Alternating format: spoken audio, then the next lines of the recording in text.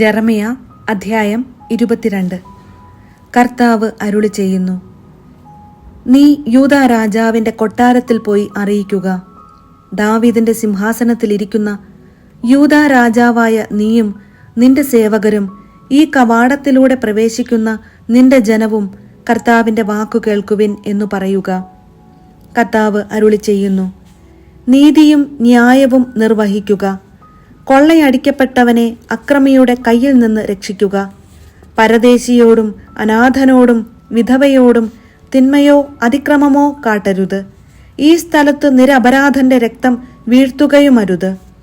ഈ വാക്ക് അന്യൂനം അനുസരിച്ചാൽ ദാവീദിന്റെ സിംഹാസനത്തിലിരിക്കുന്ന രാജാക്കന്മാരും അവരുടെ സേവകരും ജനവും ഈ കൊട്ടാരത്തിന്റെ കവാടങ്ങളിലൂടെ രഥങ്ങളിലും കുതിരപ്പുറത്തും സവാരി ചെയ്ത് പ്രവേശിച്ചു കൊണ്ടിരിക്കും. എന്റെ ഈ വാക്ക് അനുസരിച്ചില്ലെങ്കിൽ ഞാനാണേ ഈ കൊട്ടാരം നാശകൂമ്പാരമായി തീരും. കർത്താവാണ് ഇത് അരുളി ചെയ്യുന്നത്.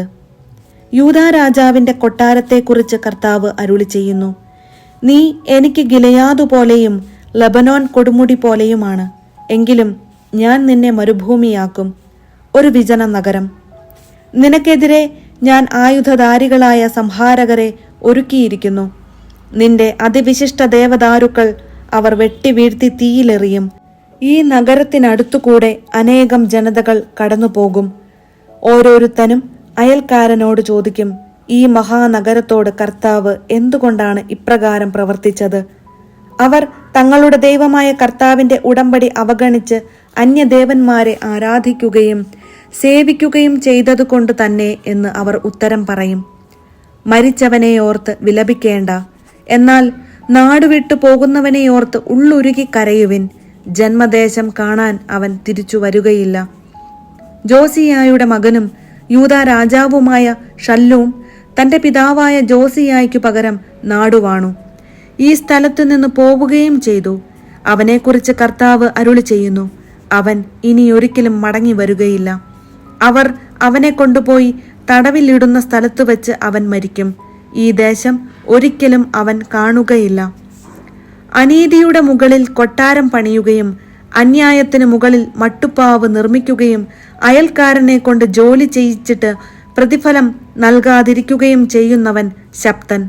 വിശാലമായ മുറികളുള്ള വലിയൊരു മാളിക ഞാൻ പണിയുമെന്ന് അവൻ പറയുന്നു. അവൻ അതിന് ജാലകങ്ങൾ പിടിപ്പിക്കുകയും ദേവദാരുകൊണ്ട് തട്ടിടുകയും ചായില്യം കൊണ്ട് ചായം പൂശുകയും ചെയ്യുന്നു. ധാരാളം ദേവദാരുക്കൾ ഉള്ളതിനാൽ രാജാവാണെന്ന് നീ കരുതുന്നുവോ? നിന്റെ പിതാവ് ജീവിതം ആസ്വദിച്ചില്ലേ? അവൻ നീതിയും ന്യായവും നടത്തുകയും ചെയ്തു. അതുകൊണ്ട് അവന് എല്ലാം ശുഭമായിരുന്നു. അവൻ ദരിദ്രർക്കും അഗതികൾക്കും ന്യായം നടത്തിക്കൊടുത്തു. അന്ന് എല്ലാം നന്നായിരുന്നു. എന്നെ അറിയുകയെന്നാൽ ഇതുതന്നെയല്ലേ എന്ന് കർത്താവ് അരുളി ചെയ്യുന്നു. എന്നാൽ നിന്റെ കണ്ണും കരളും വഞ്ചനയിലൂടെ ലാഭമുണ്ടാക്കുന്നതിലും നിഷ്കളങ്ക രക്തം ചിന്തുന്നതിലും മർദ്ദനവും അക്രമവും അഴിച്ചുവിടുന്നതിലും മാത്രം വ്യാപൃതമായിരിക്കുന്നു.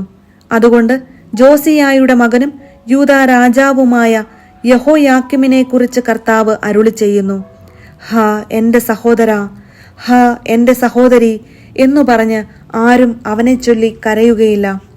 ഹാ എന്റെ യജമാനനെ, ഹാ എന്റെ പ്രഭോ എന്ന് പറഞ്ഞ് അവനെയോർത്ത് വിലപിക്കുകയുമില്ല. കഴുതയെപ്പോലെയായിരിക്കും അവനെ സംസ്കരിക്കുക. അവൻ ജെറുസലേം കവാടത്തിന് പുറത്തേക്ക് വലിച്ചെറിയപ്പെടും. ലബനോനിൽ ചെന്ന് നീ നിലവിളിക്കുക, ബാഷാനിൽ നിന്റെ ശബ്ദം മുഴങ്ങട്ടെ. അബാരിമിൽ നിന്ന് ഉച്ചത്തിൽ കരയുക. നിന്റെ കൂട്ടുകാർ നാശമടഞ്ഞിരിക്കുന്നു. നിന്റെ ഐശ്വര്യകാലത്ത് ഞാൻ നിന്നോട് സംസാരിച്ചു, ഞാൻ അനുസരിക്കുകയില്ല എന്നു നീ പറഞ്ഞു. ചെറുപ്പം മുതലേ നീ എന്റെ വാക്കു കേട്ടില്ല. നിന്റെ ഇടയന്മാരെ കാറ്റ് പറപ്പിക്കും, നിന്റെ ഉറ്റവരെ അടിമകളാക്കി കൊണ്ടുപോകും. അപ്പോൾ നിന്റെ ദുഷ്ടതയെക്കുറിച്ച് നീ ലജ്ജിക്കുകയും അമ്പരക്കുകയും ചെയ്യും. ദേവദാരുക്കളുടെ ഇടയിൽ കൂടുകെട്ടി ലബനോനിൽ വസിക്കുന്നവളെ, ഈറ്റുനോവുകൊണ്ടെന്ന പോലെ പുളയുമ്പോൾ എപ്രകാരമായിരിക്കും നീ ഞരങ്ങുക?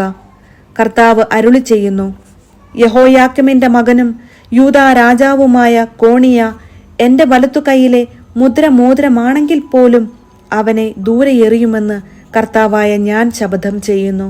നിന്റെ ജീവനെ തേടുന്നവരുടെ കയ്യിൽ നീ ഭയപ്പെടുന്ന ബാബിലോൺ രാജാവായ നബുക്കദ്നേസറിന്റെയും കൽദായരുടെയും കയ്യിൽ നിന്നെ ഞാൻ ഏൽപ്പിച്ചു കൊടുക്കും. നിന്നെയും നിനക്ക് ജന്മമേകിയ അമ്മയെയും മറ്റൊരു നാട്ടിലേക്ക് ഞാൻ ആട്ടിപ്പായിക്കും.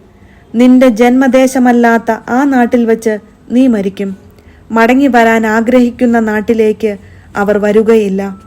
ഈ കോണിയ ആർക്കും വേണ്ടാതെ പുറം തള്ളപ്പെട്ട പൊട്ടക്കലമാണോ? അവർക്ക് അജ്ഞാതമായ നാട്ടിലേക്ക് അവനും മക്കളും എന്തിനു ചുഴറ്റിയെറിയപ്പെടുന്നു? ഓ ദേശമേ, ദേശമേ, ദൈന്യദേശമേ, കർത്താവിന്റെ വാക്കു കേൾക്കുക. കർത്താവ് അരുളി ചെയ്യുന്നു, സന്തതിയില്ലാത്തവനെന്നും ജീവിതത്തിൽ പരാജയപ്പെട്ടവനെന്നും ഇവനെ എഴുതി തള്ളുക. ദാവീദിന്റെ സിംഹാസനത്തിൽ ഇരിക്കുന്നതിനും യൂദായിൽ ഭരണം നടത്തുന്നതിനും അവന്റെ സന്തതികളിൽ ആർക്കും ഭാഗ്യമുണ്ടാവുകയില്ല.